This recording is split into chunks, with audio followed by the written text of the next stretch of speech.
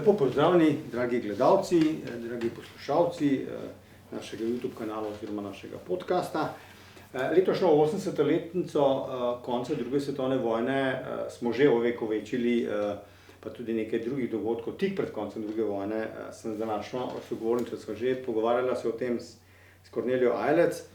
Danes pa bova govorila o stvari, ki nima malo starejši datum, ampak letos je pa spet 80. obletnica te organizacije. Govorila bova namreč o Organizaciji združenih narodov.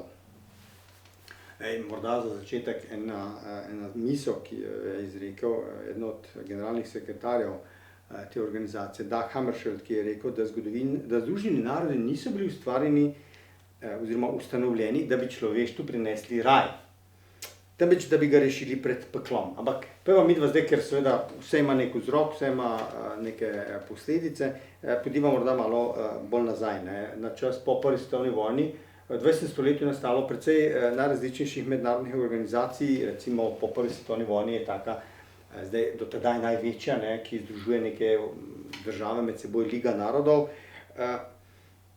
pa še nekatere druge, ki jih je tudi ta liga spodbudila. Ampak kako je to funkcioniralo glede na to, oziroma kakšen je bil smisel, učinek, ker niso bile vse države članice te že Lige narodov, recimo. Ja, pravzaprav prve mednarodne organizacije začnejo nastajati že v 19. stoletju. Samo to so bile organizacije, ki so bile bolj recimo tehničnega, strokovnega smisla, in so predvsem nagovarjale potrebe industrializiranega sveta. Se pravi, ena izmed prvih organizacij je bila uravnavanje železniškega prometa, pa rečne plovbe po rekah, ki so šle prek več rek, pa poenotenih merskih enot in podobno. Po prvi svetovni vojni dobimo pa eno novo dimenzijo, to je politična varnostna dimenzija, ki pravzaprav kulminira v ustanovitvi Društva narodov, kot rečemo v slovenskem zgodovinopisju, ki naj bi preprečil grozote še enega vojaškega spopada. Gre za prvo organizacijo, ki torej temelji na ideji kolektivne varnosti, torej da se bo vzpostavil en mednarodni prostor, kjer se bojo lahko države, ki bodo prišle v spore, tam po diplomatski poti pogovorile in razrešile svoje konflikte in s tem preprečile še eno vojno. Tako kot si omenil, ena izmed izvirnih težav te organizacije je bila, da v njej niso bile pravzaprav najpomembnejše države. Začenši s Sovjetsko Rusijo, ki je niti niso povabili, kajti v Sovjetski Rusiji tedaj bolševistična vlada poskuša utrditi svojo oblast, divja državljanska vojna, spopadajo se z obnovljeno Poljsko in tako naprej. Skratka, čisto preveč težav je bilo in nazadnje snovalci Društva narodov Sovjetske Rusije niti ne povabijo k pristopu.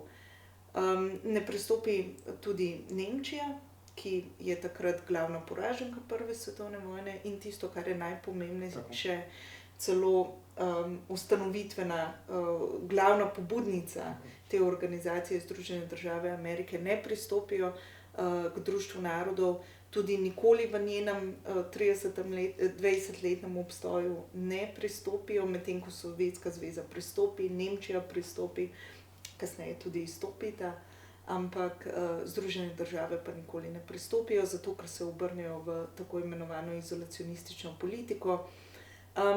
Ampak to seveda pomeni, da je nekako zapuščina Društva narodov, lahko rečemo, ambivalentna, ker ni imela najmočnejših držav notri, seveda ni nikoli uspela preprečiti novega konflikta, niti ne druge svetovne vojne, kot tudi nekaterih drugih konfliktov, kot so italijansko-absinska vojna, kjer sta se spopadli dve članici Društva narodov, ne prepreči španske državljanske vojne in, kot rečeno, nazadnje še druge svetovne vojne. Tako da v pogledu kolektivne varnosti je bilo Društvo narodov neuspešno. Je bilo pa uspešno v drugih pogledih, ne? Naprimer v gospodarskem sodelovanju, v sodelovanju na področju javnega zdravstva, sodelovanju glede sociale, zlasti glede skrbi za begunce. Tukaj pa je Društvo narodov ustvarilo pomembne temelje, ki so se potem prenesli tudi v čas po drugi svetovni vojni. Omenjala si, niso uspeli preprečiti, v redu, ne nazadnje tudi druge svetovne vojne, ne. Ampak recimo zdaj med času druge svetovne vojne se zopet obnovijo ideje, da je spet treba imeti, oziroma nadgraditi verjetno neko tako organizacijo, zopet so zraven tudi Američani. Od kod zdaj to gre? To se začne kje? Pri Atlantski dogovor na Atlantiku ali že kaj prej? Začne se že prej. Pravzaprav lahko rečemo, da z izbruhom druge svetovne vojne se pojavi že ideja o novi organizaciji. Se pravi, Društvo narodov je spodletelo, zgraditi moramo organizacijo, ki ne bo spodletelo. In to so bile ideje, ki so najprej vzniknile v Veliki Britaniji. Se pravi, že junija 1941 imamo deklaracijo v palači St. James, kjer se zberejo tedanji zavezniki in pravzaprav določijo cilje, da bodo po vojni sodelovali pri vzpostavitvi mirnega sveta, mirnega sobivanja. To je potem nadgrajeno nekaj mesecev kasneje, ko Churchill in Roosevelt sprejmeta že omenjeno Atlantsko listino, kjer določita glavne cilje zaveznikov, naprimer spoštovanje samoodločbe narodov, pa mirno reševanje sporov in pa gospodarsko sodelovanje. In k tem ciljem praktično pristopijo vsi zavezniki proti silam vsi. To se potem nadaljuje z naslednjimi srečanji, pomemben premik prinese deklaracija Združenih narodov, ki je bila sprejeta januarja 1942. Zdaj morda je tukaj pomembno, da to besedno zvezo, to poimenovanje Združeni narodi oziroma United Nations oblikuje Franklin Roosevelt, se pravi ponovno ameriški predsednik. Ameriški predsednik je namreč stal, to je bil Woodrow Wilson, že za idejo Društva narodov, zdaj pa tukaj pobudo prevzame torej Roosevelt, ki si je pa zamislil povojno ureditev pod nekakšnim varstvom velikih štirih policajev. Kot se je izrazil, to bi bile Združene države Amerike, Velika Britanija, Sovjetska zveza in pa Kitajska, ki bi torej bdele nad tem, da ne bi prišlo do kakršnega koli novega spopada. In ta deklaracija Združenih narodov, kateri pristopijo tudi vsi ostali zavezniki, je nekakšna, lahko rečemo, politična in moralna zaveza zaveznikov, da bodo sodelovali tudi po končanju vojne. Naslednji ključni korak je bila potem Moskovska deklaracija leta 1943, v katerih so te štiri sile, s katero so te štiri sile, torej te štirje policisti, prvič javno naznanili, da bodo po vojni sodelovali pri zagotavljanju miru in pa da bodo oblikovali novo mednarodno organizacijo, ki bo torej na takšen način skrbela za varnost. Vse skupaj je nekako kulminiralo potem v konferenco v Dumbarton Oaksu, to je pravzaprav Washingtonska konferenca. Dumbarton Oaks je eno posestvo v bližini Washingtona, kamor so se za nekaj mesecev pravzaprav zaprli predstavniki vseh zaveznikov in tam v bistvu kovali načrt, kako bi ta nova mednarodna organizacija izgledala, se pravi, postavili svojo strukturo, postavili svoje cilje in pa se nekako dogovorili o načinu delovanja te nove organizacije. In to, kar so določili na Dumbarton Oaksu, so pa potem veliki trije odobrili na konferenci na Jalti februarja 1945. Torej ta ideja, ki je se porodila potem snovala v času druge svetovne vojne in dobila v bistvu potrditev še v času druge svetovne vojne, pa je bila potem nekako realizirana ob koncu konference v San Franciscu junija 1945, ko je bila tudi podpisana ustanovna listina Organizacije združenih narodov. Praviš, to se mi zdaj povzela že eno vprašanje, ampak ne glede se ga bom drugače zastavil. Ta San Francisca konferenca v San Franciscu praviš, ne? Kaj so počeli 2 meseca? Pravi, konferenca traja 2 meseca, ti praviš, da je bilo že urejeno, dogovorjeno. Kaj so še modrovali? To, kar je bilo dogovorjeno v Dumbarton Oaksu, so bila izhodišča, ne? Potem je bilo pa še vprašanje dokončnih pogajanj. In lahko rečemo, da ta pogajanja v San Franciscu, tam je sodelovalo 50 delegacij, so bila precej napeta, ne? In glavni spor se je vrtel okoli pravice veta stalnih članic v varnostnem svetu.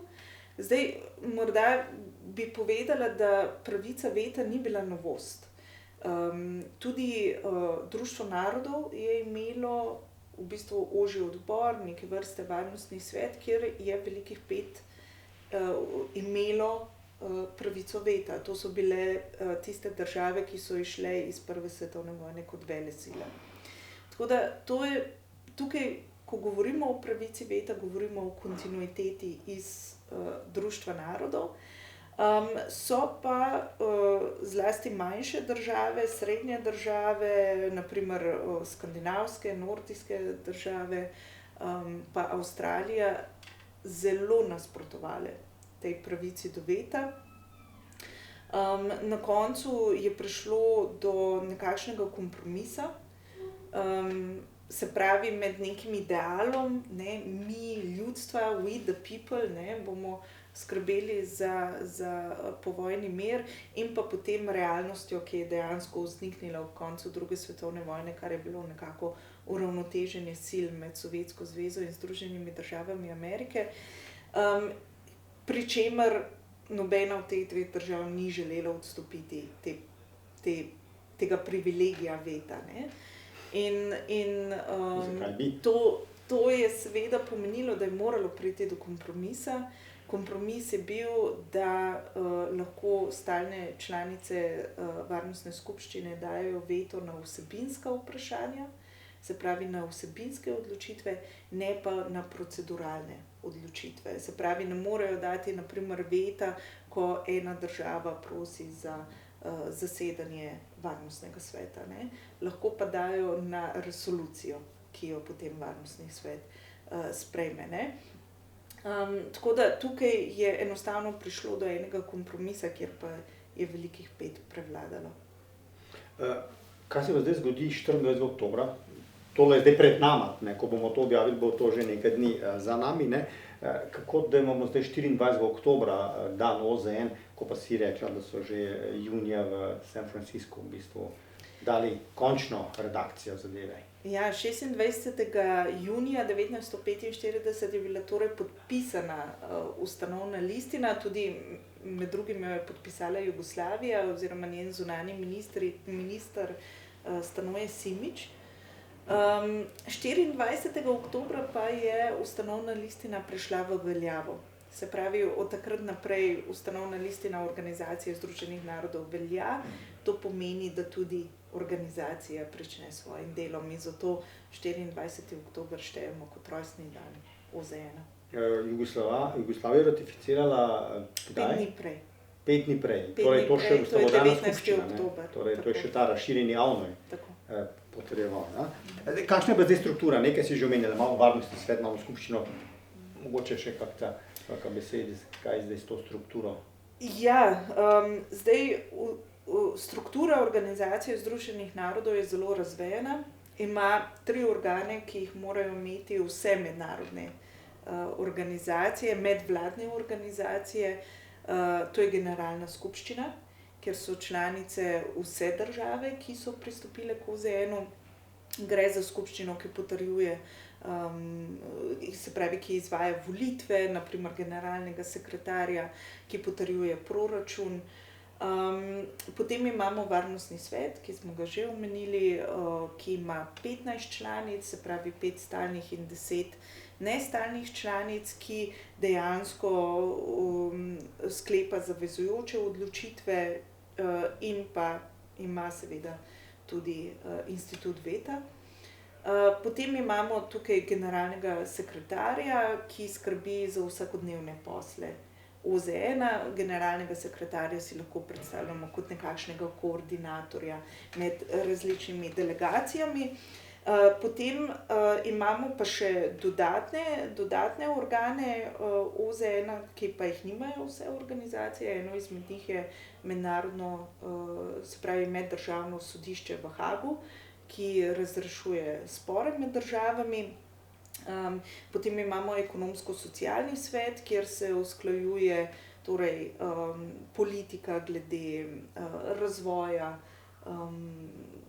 zdravstvenih zadev, zelo nasplošno, ker ima še eno podorganizacijo, o tem bom še povedala. In pa, vsaj formalno, ima OZN še vedno svet za skrbništvo, ki pa je, lahko rečemo, nekakšen historičen organ, ki danes praktično več ne deluje in je nekoč skrbel za to, da je upravljal z nekaterimi področji, če je prihajalo do sporov. Namibije v zadnjem. Tako. Smem vrniti se k vetu nazaj. Nekaj si že omenjala, kdo nasprotoval, pa da je to historična zadeva, da to ni izum OZN-a. Rekla si tudi, kar seveda ni nobena velika stvar ugotoviti, zakaj kdo nasprotuje, ampak s čim so pa potem je bila peterica, ne samo 4, še Francozi so zraven, s čim utemeljuje smisel veta, ker recimo ravno zdaj, pred časom smo lahko brali neko idejo, mislim, da je iz Kitajske prišla, o transformaciji pravice veta v smislu, da bi varnostni svet razširili na nekaj več kot 20 članov in bi vsi ostali, ki bi glasovali za, pa recimo 4 stalni za, bi premagali, torej bi bili močnejši od onega enega veta. In veto, vemo, je težava, ker potem pa hladna vojna je bila in tako naprej, se zdaj spet težava, veto je vedno stvar interesa, in tisti, to je malo ne fair, čisto po domače rečemo, če v generalni skupščini zastopani smo vsi in leporeče, varnostno svetu pa, evo, rdečka to, se pa igrate z nami, če se morate, Mislim, jaz osebno nisem zasledila kakšnih velikih utemeljitev, zakaj bi neka država morala imeti veto. To enostavno izhaja iz statusa, da so išle iz druge svetovne vojne kot zmagovalke. To je glavni pomislek, pri čemer je potem pomislek tistih, ki nasprotujejo vetu ali pa preoblikovanju veta, da se je druga svetovna vojna zgodila 80 let nazaj in se je situacija spremenila. Še ena težava zdaj nastopi. Dejansko so stalne članice varnostnega sveta to pravico do veta uporabljale bistveno bolj zadržano v času hladne vojne, kot jo uporabljajo danes. Danes imamo inflacijo veta, kar potem povzroča še večje kritike do instituta veta, da je veto kot nek anahronizem, ki seveda paralizira ukrepanje pri največjih krizah, kar se zdaj zelo dobro vidi pri Gazi, pri Ukrajini še posebej, kar nenazadnje poudarja tudi generalni sekretar OZN-a in pa številne države. Zdaj, temu so se poskušali, recimo temu, zoperstaviti z nekimi malimi reformami. Naprimer leta 2022 je bila sprejeta Lichtensteinska pobuda, ki narekuje, da vsakič, ko ena članica poda veto na odločitev v varnostnem svetu, da temu sledi zasedanje generalne skupščine, kjer mora država pojasniti, razloge za ta veto. Ampak seveda imamo tudi širše pobude za reformo varnostnega sveta. Najpogosteje se omenja razširitev stalnih sedežev, torej dodatek. Ja, dodatne pravice veta. Tako držav, še 4 držav v G8, se pravi, gre za dodatek G4 držav, Indije, Brazilije, Nemčije in pa Japonske. To je ena pobuda, naprimer Afriška unija ima drugo pobudo, se pravi, da bi afriške države se bolj upoštevalo in da bi konkretno Afriška unija dobila 2 sedeža, stalna sedeža v varnostnem svetu s pravico do veta in pa še en nestalni sedež. Ne. Zdaj, takšne reforme, morda bi lahko rekli, da so ključne, ampak lahko bi se ponovila nekako situacija z Evropsko unijo, kjer je zdaj takšno število članic, da lahko samo ena blokira odločitve vseh preostalih 26.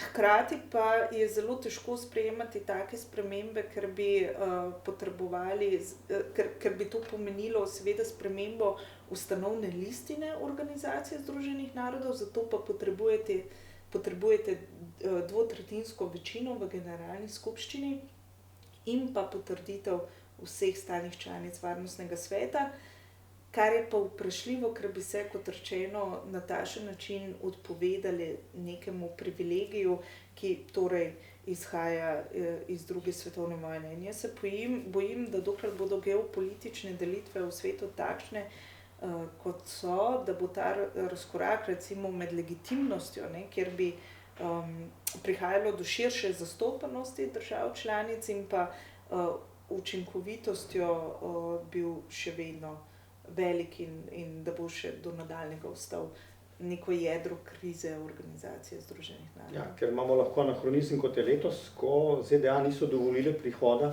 palestinske delegacije. Torej ne Hamasa, pač pa uradne palestinske delegacije Tukaj gre v bistvu, to ni bil veto. Ne, ni bil veto, ampak je šlo za odločitev predsednika Združenih držav, ki, pri čemer je potrebno se zavedati, da OZN nima svojega ozemlja. Palača Organizacije združenih narodov, ki je na Manhattnu v New Yorku, je podelila družina Rockefeller. In ob ustanovitvi oziroma ob prevzemu tega zemljišča in postavitvi palače OZN so se Združene države Amerike zavezale, da bodo gostile neovirano vse delegacije. Ne? In tukaj je v bistvu ameriška administracija v tem trenutku prelomila to zavezo, ki jo je dala neka predhodna administracija. Ene od institucij Združenih narodov še nismo omenila, tako imenovane modre čelade, ki naj bi bile organ oziroma institut OZN, ki bi pomagal vzdrževati mir v nekih meddržavnih konfliktih. Med drugim recimo so v teh enotah bile tudi jugoslovanske enote, recimo na Sinaju po letu 1956. Tako da funkcionira ali ne funkcionira ta institut, ali je danes v bistvu... No, modre čelade institut modrih čelad se je zelo preoblikoval skozi desetletja. Ne? Zdaj, najpomembnejše je verjetno to, da OZN nima svojih vojaških čet. Ne? Gre za čete, ki jih dajo države članice, in njihova misija je, vsaj v začetku, bila izrazito mirovniška. Ne? Njihova prva misija je bila pravzaprav misija UNEF-1 po Sueški krizi, ki si jo že omenil, ne? In takrat so modre čelade v bistvu bile postavljene na nekakšno razmejitveno črto med tedaj vpletenimi državami, se pravi konkretno med Izrael in Egipt, in njihova naloga je bila vzdrževanje reda in pa pogojev premirja. Tako da UNEF mislim, da tam ostane vse do 67. leta, se pravi do naslednje vojne, tudi Jugoslavija, kot si omenil, je bila tam. Mislim, da je bil celo general, se pravi jugoslovanski general, približno 2 leti tudi poveljnik te mirovne misije. In ta misija se je smatrala dolgo časa za relativno uspešno. Prišlo je sicer do naslednje vojne, ampak se je smatrala za relativno uspešno. In s takim delom so nadaljevali kasneje. Imate tudi misijo UNEF-2, pa še druge misije na Bližnjem vzhodu, ki so torej vzdrževale mir. Po letu 67 pa lahko rečemo, da te misije preidejo v nek takšen večdimenzionalne misije. Se pravi, na eni strani ostanejo varovalke, po koncu hladne vojne se pa njihove misije razširijo in njihov mandat poseže tudi v politično posredovanje in pa v varovanje civilistov. Zdaj, te misije, lahko rečemo, so bile v 90-ih letih precej neuspešne, zlasti če pogledamo Srebrenico, pa tudi Ruando, kjer svojih ciljev, svojih nalog niso uspele uspešno zaključiti. In vsled tega so sledile reforme, ki pa so tlakovali po tako imenovanem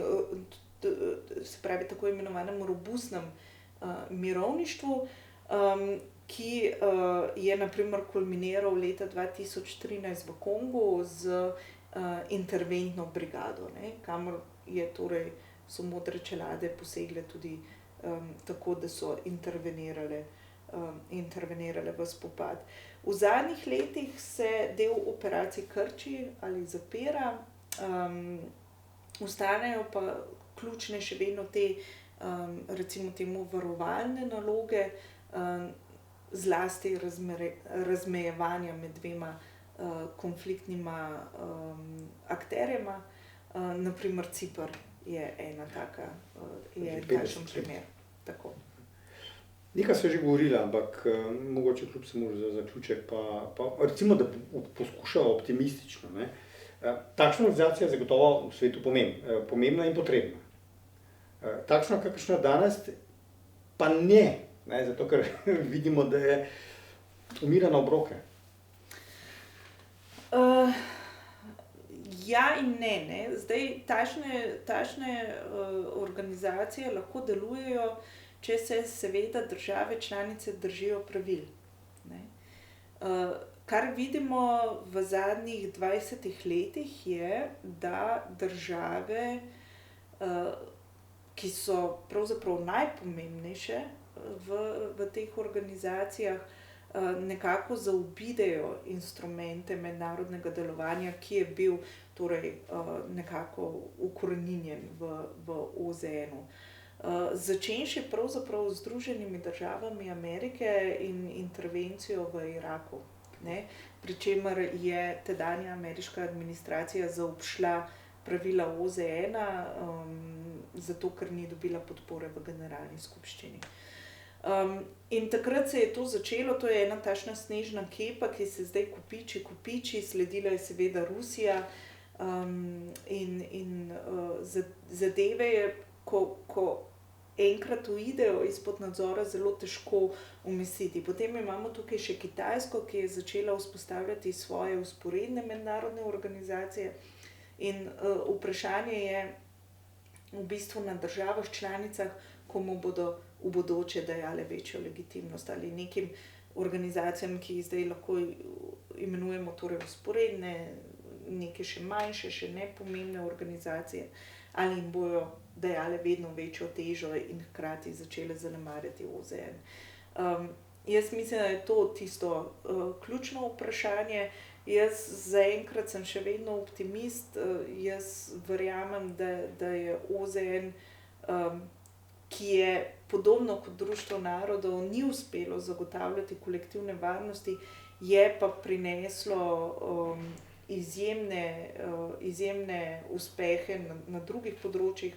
Ne, imamo Mednarodno zdravstveno organizacijo, ki je ena izmed podorganizacij Organizacije Združenih narodov, ki je poskrbela za povečanje rodnosti in pa za povečanje življenjske dobe povsod na svetu. Imamo druge organizacije, ki seveda imajo svoje slabosti, kot je Mednarodni monetarni sklad in Svetovna banka, ampak so dejansko ključno prispevale k razvoju celotnega sveta.